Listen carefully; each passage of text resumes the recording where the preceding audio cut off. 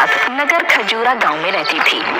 कभी उसका अपना ढाबा था, लेकिन पति की लंबी बीमारी में घर बार ढाबा सब बिक गए। पति के मरने के बाद लाला सेठ के यहाँ किराए के मकान में वो रहने लगी और अपने ही ढाबे में जगन के यहाँ बर्तन मांजने का काम करने लगी। देखो सुमन भाभी, मुझे रोज रोज पैसों के लिए बोलना अच्छा नहीं लगता। 4 महीने हो गए तुमने किराया नहीं दिया। अगर 3 दिन में किराया नहीं मिला तो तुम दोनों माँ बेटी को घर से निकाल के ताला लगा दूंगा, बता रहा हूँ। ऐसा मत करना लाला भैया, हम माँ बेटी कहाँ जाएंगे? तुम तो जानते हो जगन को, वो 5 महीने से पैसा नहीं दे रहा है। कहता है कि ढाबे में घाटा चल रहा है, जबकि ढाबे में ग्राहक भरे रहते हैं। मुझे तुम्हारे ढाबे और उसके मालिक जगन से कुछ लेना देना नहीं है। मुझे तो मेरे मकान के किराए से मतलब है, बस। लाला सेठ के जाने के बाद माँ, अब क्या होगा? हम लोग कहाँ रहेंगे? सब ठीक हो जाएगा बिटिया, भगवान कुछ न कुछ जरूर सोचे होंगे हम लोगों के लिए। ठीक है बेटी, मैं जाती हूँ ढाबे पर, नहीं तो जगन चिल्लाएगा मुझ पर। सुमन जैसे ही घर से निकली उसे बिलुआ मिल गया। अरे चाची, सवेरे सवेरे लाला सेठ आप पर क्यों चिल्ला रहा था? अरे 4 महीने से मकान का किराया नहीं दिए हैं, इसलिए बोला है कि अगर 3 दिन में पैसा नहीं मिला तो वो मकान में ताला लगा देगा। तो पैसे क्यों नहीं दे देती? कहाँ से दूं पैसा? 5 महीने से जगन ने पैसा नहीं दिया है। घर का खर्च तो जैसे तैसे चल रहा है। 10,000 रुपए कर्ज हो गए हैं, पता नहीं कैसे चुकाएंगे। अगर आप कहो तो मैं आपकी मदद कर सकता हूँ। अरे इस समय मुझे पैसों की सख्त जरूरत है, कहीं से मुझे पैसे दिला दो तो बहुत मेहरबानी होगी। ठीक है, मैं होशियार सिंह से बात कर शाम को पैसे दिलवा दूंगा। सुमन वहाँ से ढाबे पर पहुँचती है।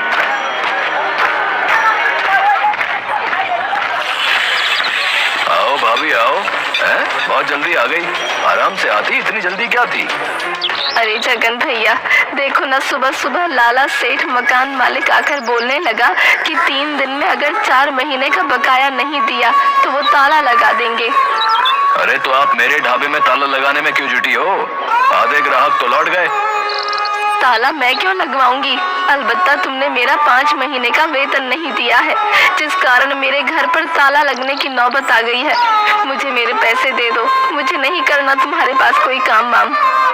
अरे भाभी, तू तो बुरा मान गई। ले लेना पैसे, मैं कौन सा भागा जा रहा हूँ।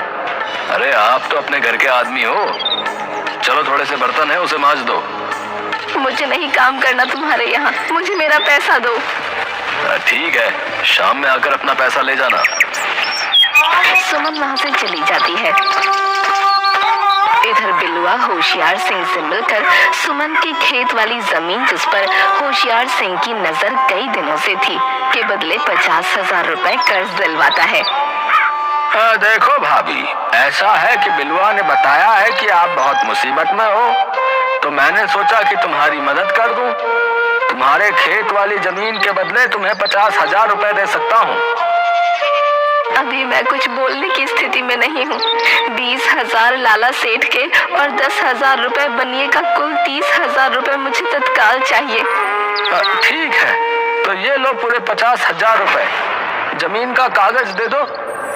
ये जमीन हमारे पूर्वजों की अंतिम संपत्ति थी। मीना के बाबूजी की बीमारी में भी मैंने इसे नहीं बेचा, लेकिन आज हम इस गांव में पूरी तरह से किराएदार हो गए। सुमन भारी मन से पैसा लेकर वहां से घर चली आती है।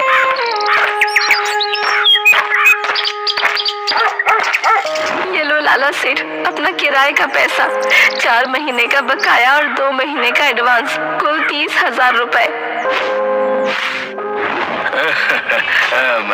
इसकी क्या जरूरत थी? मैंने तो ऐसे ही कहा था कि ताला लगा दूंगा।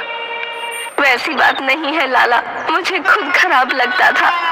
तभी मीना आकर बोलती है, माँ पंडित जी आए हैं। सुमन पंडित जी के पास पहुंचकर, प्रणाम पंडित जी, कहिए कैसे आना हुआ? मीना, जा कुछ पंडित जी के लिए खाने को ले आ।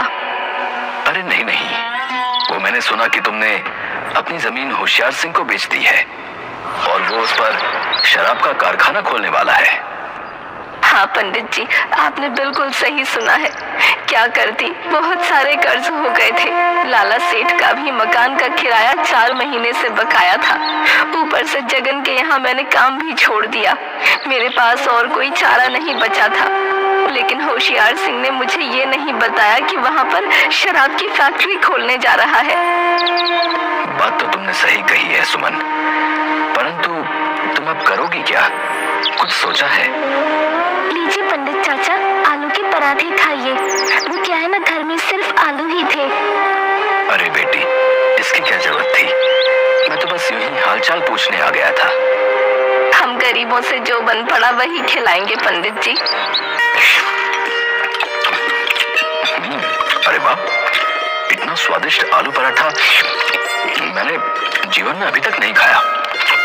मीना, क्या तूने अपने हाथों से पराठे बनाए हैं? हाँ, क्यों?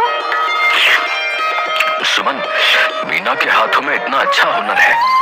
मैं तो कहता हूँ कि आलू पराठे की दुकान खोल लो। इतना अच्छा हुनर रखते हुए दूसरों के ढाबे पर काम करना कहाँ की अक्लमंदी है। ठीक है पंडित जी, कुछ पैसे बचे हैं, हम आलू पराठे की ही दुकान खोलेंगे। अब ठीक है बेटी, अब मैं चलता हूँ। कल पूर्णिमा है, अच्छा दिन है। मैं तो कहता हूँ कि भगवान का नाम लेकर कल से ही दुकान शुरू कर दो। सुमन जगन के ढाबे पर जाकर हिसाब कर अपना 5 महीने का बकाया पैसा भी ले आती है। उधर बिलवा बिरजू चोर से बातें कर रहा होता है। देख बिरजू, तुम्हें एक बात बता रहा हूँ। मैंने सुमन भाभी की जमीन बिकवाई है। अभी उसके पास जमीन के बहुत से पैसे पड़े हुए हैं। तुम चाहो तो हाथ साफ कर सकते हो, लेकिन चोरी का 2% मेरा होगा। हाँ, अरे ठीक है बिलवा, अगर तुम्हारी बात सही निकली तो मैं 2 नहीं पूरे 50% दूंगा तुम्हें। पंडित ज्ञानचंद के जाने के बाद दोनों माँ बेटी खा पी कर दुकान के सामानों की लिस्ट बनाने लगती हैं। लिस्ट बनाते बनाते काफी रात हो जाती है और वो दोनों गहरी नींद में सो जाती हैं।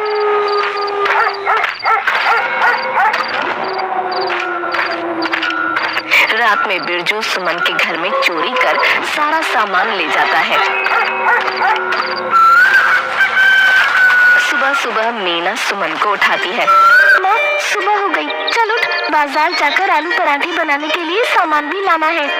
ठीक है बेटा, ठीक है, चाय पीकर चलते हैं बाजार। तू अंदर से झोला ले आ।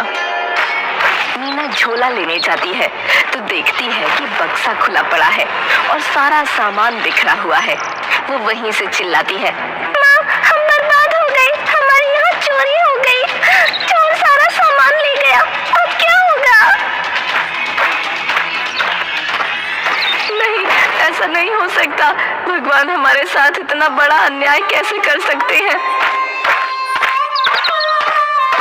क्या हुआ भाभी, सवेरे सवेरे इतना हल्ला क्यों कर रही हो? क्या बताऊं लाला, हमारे तो नसीब ही छोटे हैं।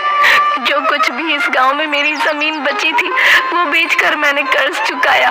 सोचा कि एक दुकान खोलकर जीवन काट लूंगी, लेकिन कल रात चोरों ने सारा सामान और पैसे चुरा लिए। ओहो, बहुत बुरा हुआ आपके साथ। रो नहीं भाभी, सब ठीक हो जाएगा।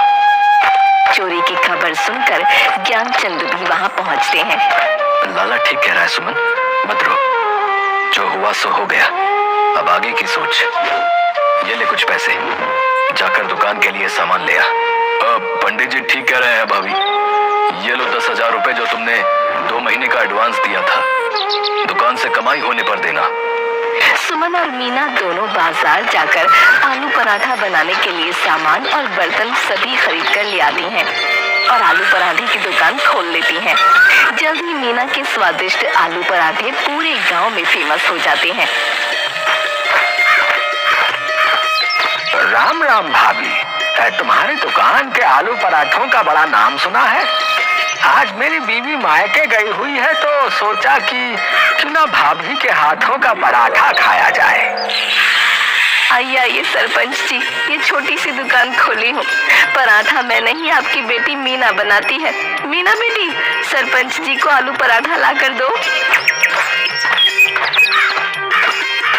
प्रणाम सरपंच चाचा, ये लो आपके पराठे।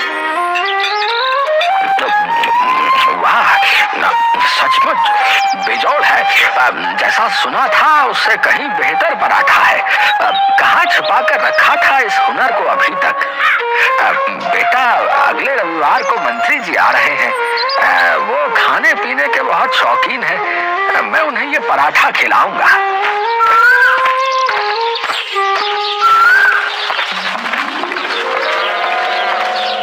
देखा सुमन, मैंने कहा था ना कि मीना के हुनर को बाहर लाने की जरूरत है।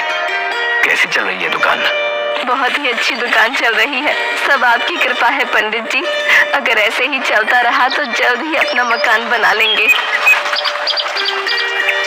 अगले रविवार को मंत्री जी को लेकर सरपंच आता है।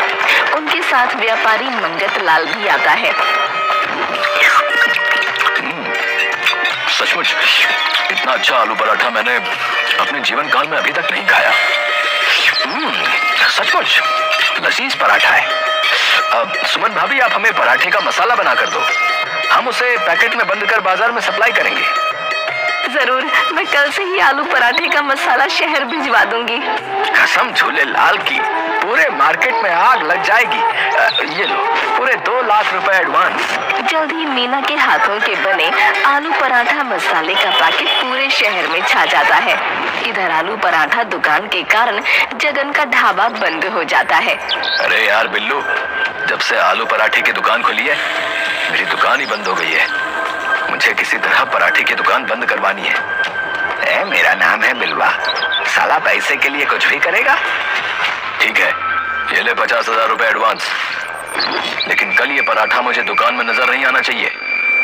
आज रात को दुकान का काम तमाम हो जाएगा।